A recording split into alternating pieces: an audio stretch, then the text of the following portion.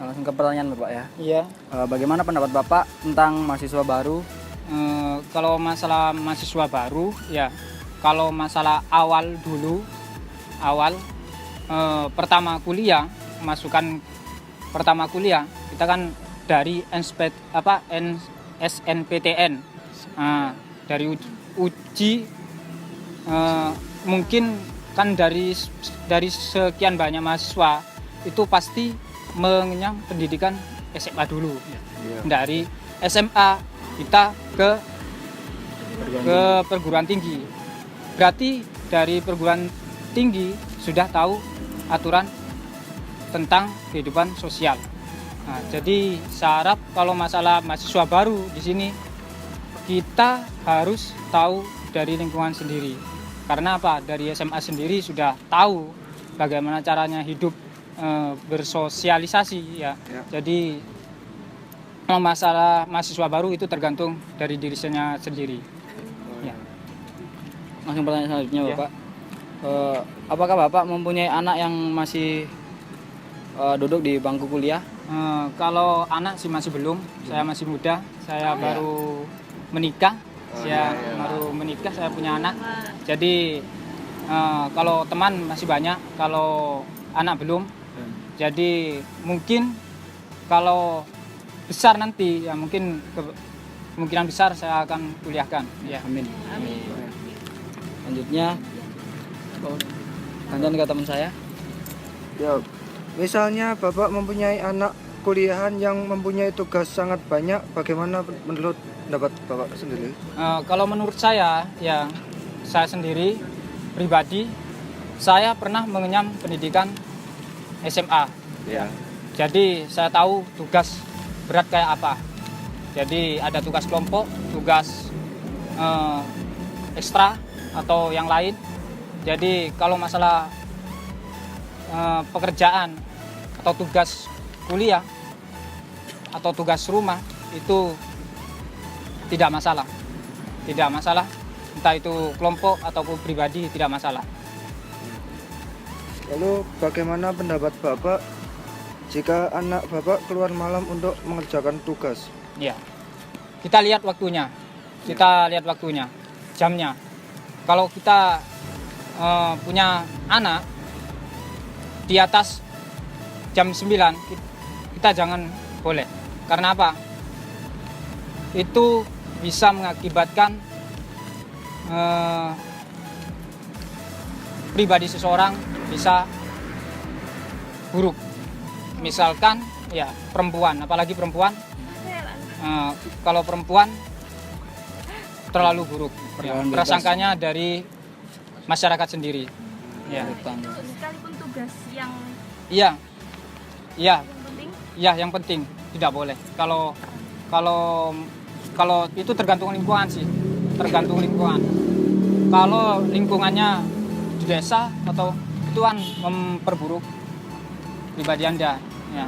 Jadi syarat kalau perempuan itu nggak boleh. Kalau laki Saya sih pencitraan juga ya, karena sangat buruk ya.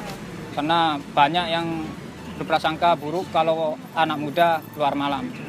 Ya. Jadi kita ini dianggap buruk gitu Pak? Itu tergantung pemikiran seseorang, Pak. Oh iya. Ya, di masyarakat sendiri. Ya, kalau saya pandangan saya sangat buruk. Karena apa? Di luar kita kuliah tidak mungkin full 8 jam atau berapa jam. Pasti nggak sampai 1 hari, nggak. Pasti ada luang waktu untuk belajar. Dan itu luangkan aja. Jangan sampai malam. Ya, malam itu tidur, istirahat. Waktunya istirahat. Ya. Jadi belajar maksimal minimal 2 jam sudah cukup. Siap Pak. Ya. Selanjutnya rekan saya akan membacakannya. Solusi dari Bapak sendiri tentang perilaku mahasiswa yang saat ini itu bagaimana? Ya. Untuk kedepannya bisa bagaimana? Mahasiswa, ya kalau menurut mahasiswa sekarang ya yang saya lihat ya banyak mahasiswa yang masih berperilaku kayak anak kecil. Ya mohon maaf kayak anak kecil ya. Karena apa? Banyak mahasiswa yang sering kurak-kurakan, ya, Di jalan tawuran, ya di jalan, nggak mentaati peraturan di masyarakat, itu sangat-sangat mengecewakan. Ya, karena saya tahu kalau anak kuliah yang berpendidikan tinggi itu lebih tinggi pendidikannya daripada anak SMP atau SMA. Dia sudah tahu perilaku sosialnya. Ya. ya mungkin bisa dikasih solusi ya Pak? Solusi saya sih, ya kalau di masyarakat kita harus tahu aturan dari masyarakat sendiri, lingkungannya sendiri. Karena apa? Setiap desa atau setiap lingkungan itu pasti ada perbedaan tentang aturan. Kadang ada yang membolehkan jam segini, misalkan jam malam, jam 9 dibatasi tidak boleh masuk ke wilayah ini. Atau yang ke jam 10, ada yang jam 11 atau yang sebagainya. Kalau solusi saya, kita harus tahu aturan masyarakat itu sendiri. Nah, banyak yang berbeda. Ya, kadang di kota ini ada peraturan khusus atau di kota ini ada peraturan, semuanya berbeda. Ya. Oke Bapak, pertanyaan selanjutnya. Apakah Bapak pernah menanggapi kasus berdemo yang dilakukan oleh mahasiswa? Ya, saya pernah menanggapi kasus demo, terutama di jalan-jalan ya. Saya sangat kecewa, ya apalagi terlalu anarkis. Ya, di Indonesia menganut demokrasi. Saya tahu aspirasi banyak dari mahasiswa. Saya tahu aspirasinya untuk rakyat, tapi tidak dengan cara anarkis. Kita bisa berdiskusi dengan baik. Tidak mungkin dengan anarkis kita bisa menyelesaikan masalah, tidak bisa diselesaikan dengan permasalahan. Apalagi permasalahan sudah banyak, ditambah-tambahi permasalahan lagi. Jadi masalah tidak bisa diselesaikan dengan permasalahan itu sendiri. Ya, jadi masalah tetap harus didiskusikan dengan baik. Nah, pendapat boleh kita aspirasikan ke yang lebih tinggi, ya pejabat-pejabat. Mungkin aspirasinya ada yang hal-hal yang berbeda, tapi itu kan harus dengan yang baik. Ya, harus dengan baik. Kita aspirasi boleh punya aspirasi yang berbeda, tapi harus baik untuk menyampaikannya. Ya. Pertanyaan selanjutnya ya Pak. Iya. Apakah menurut Bapak mahasiswa yang ada di sekitar Surabaya aja, apakah sebagian besar sudah mentaati peraturan yang dibuat? Saya belum. Menurut saya belum. Masih banyak koreksi yang harus diperbaiki. Ya, terutama masalah aspek-aspek tentang sosialisasi ya masyarakat butuh bimbingan mungkin dari mahasiswa, dan yang tahu untuk aspirasi adalah mahasiswa. Jadi gimana caranya kita harus sejajar lah dengan yang pembelajaran yang kita dapati. Jangan seperti anak kecil, kita selalu anarkis di jalan-jalan. Di jalan-jalan oke lah, kita lihat banyak di TV-TV ataupun di media-media tentang mahasiswa yang selalu anarkis. Ya. Kita boleh melakukan aspirasi, tapi lihat kondisinya. Ya.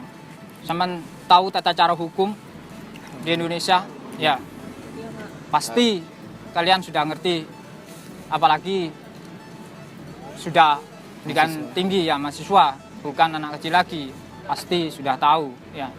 Saya sendiri sebagai profesi parkir, ya saya lihat banyak yang berpendidikan tinggi tapi dia belum tahu, ya dia belum tahu aturan-aturan, ya kadang dia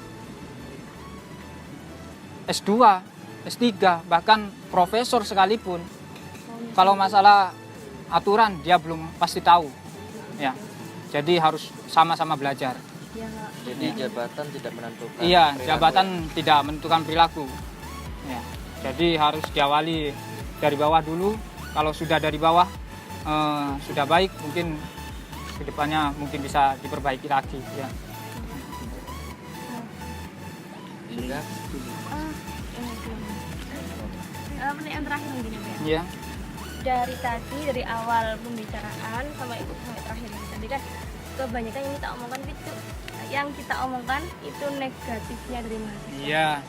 Mungkin Bapak dari profesi yang Bapak lakukan sekarang atau di luar profesi, mungkin Bapak pernah tidak menjumpai perilaku baik atau sesuatu yang baik yang perlu dikembangkan dari mahasiswa itu? Ya, yang perlu dikembangkan sekarang ya, kita perlu inovasi-inovasi yang baru. Ya. Contohnya ya, sekarang untung aja nggak kayak di luar kota ya, yang saya tahu di luar pulau banyak yang kebakaran hutan. Nah, contohnya ya kebakaran hutan, banjir ataupun bahkan yang lebih parah semacam longsor ya. Jadi yang saya lihat positifnya mahasiswa sekarang banyak yang melakukan sosialisasi dalam bentuk penanaman pohon atau yang kreatif yang lain, itu masih banyak ya. Yang saya garis bawahi, tolong lebih ditingkatkan lagi ya. Mungkin ada inovasi-inovasi yang baru seperti ada, mungkin saya belum tahu masalah ekstra kurikulum di mahasiswa universitas masing-masing ya.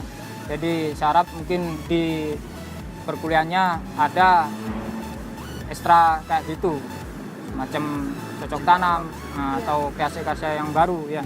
Jadi saya harap itu perlu, karena itu pengembangan diri. Gak mungkin masyarakat tahu kalau tidak dari mahasiswa, dari universitas. Pak, wawancara dari kami.